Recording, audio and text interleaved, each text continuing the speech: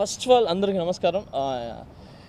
ఇక్కడికి వచ్చిన ప్రతి ఒక్కరికి పేరు పేరున థ్యాంక్స్ చెప్పుకుంటున్నాను. ఫస్ట్ ఆఫ్ ఆల్ మన వినాయక్ సార్కి అండ్ లగపతి శ్రీధర్ గారికి అండ్ ప్రదీప్కి, మిగతా నాగబాబు గారికి, వీళ్ళందరికీ థ్యాంక్ యూ సార్. నన్ను దీవించడానికి వచ్చినందుకు థ్యాంక్ యూ సో మచ్. బేసిక్గా నాకు కొరియోగ్రఫీ అంటే చాలా ఇష్టం. ఇప్పుడు కూడా నేను శివకార్తికేయ సాంగ్ చేస్తున్నాను చెన్నైలో. ఆ సాంగ్ 6 to 2 పెట్టేసి వచ్చాను. కంపల్సరీ రావాలంటే, వాస్తవం చెప్పాలంటే నేను రాకూడదు అనుకున్నాను. నాకు ఐ లైక్ మై వర్క్, ఇది కూడా ఇష్టమే. బట్ ఫస్ట్ అది కొరియోగ్రఫీ, తర్వాత ఏదైనా నాకు. సో కంపల్సరీ రావాలంటే ఒక 2 ముక్కలు మాట్లాడేసి కనబడేసి వెళ్దామని వచ్చాను. ఏమంటారు, సినిమాకి చాలామంది ఏమంటారు,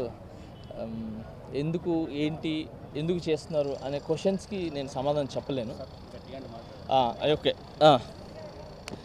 గట్టిగా కావాలా? ఓకే. ఎందుకు ఏంటి ఈ సినిమా ఒప్పుకున్నారనే సమాధానం నాకు తెలియదండి. జస్ట్ ఒకటే నాకు తెలియదంటే, తను పాపం మురళి గారు ఒక 1.5 month నుంచి నా దగ్గర తిరుగుతూ ఉన్నారు. నేను సాంగ్ చేస్తూ ఉన్నాను. అసలు ఏంటి మీ ప్రాబ్లం ఏంటి, ఎందుకు వస్తున్నారంటే హీరోగా చేయాలంటే, సార్ నాకు అసలు ఐఎమ్ నాట్ ఇంట్రెస్టెడ్ అండి, నాకు కొరియోగ్రఫీ అంటే ఇష్టం, డైరెక్షన్ అంటే ఇష్టం, కానీ హీరోది నాకు లేదు అని అంటే, ఒక్కసారి కథ వినండి సార్, జస్ట్ ఒక 5 minutes ఇవ్వండి సార్ అంటే నాకు కరెక్ట్ 20 minutesలో నేరేట్ చేశారు. నాకు చాలా బాగా నచ్చింది. సో అంటే ఈ సినిమా చేస్తే నాకు ఏమంటారు,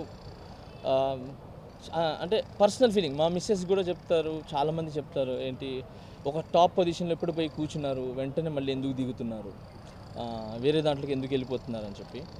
సో నేను అలా భయపడ్డాను ఫస్ట్. బట్ నేనేంటంటే, షూటింగ్ లేనప్పుడు టీవీ షోస్కి వెళ్తా.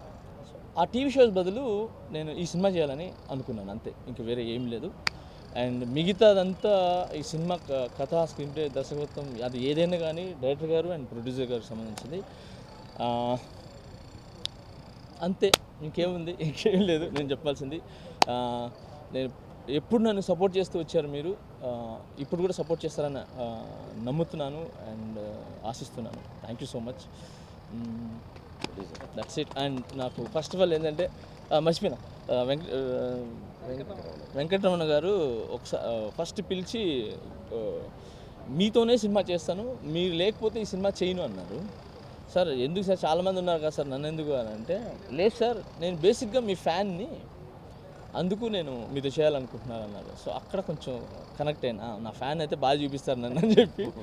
అలాగే మురళి గారు కథ చెప్పక ముందు, మా అమ్మ నాన్న ఎవరు లేరు, నేను ఒంటరి అని అన్నారు. నేను కూడా ఇక్కడ ఒంటరిగా ఒక సూట్ కేసు పెట్టుకొని వచ్చాను, ఒక శాప, ఒక సూట్ కేసు పెట్టుకొని వచ్చాను.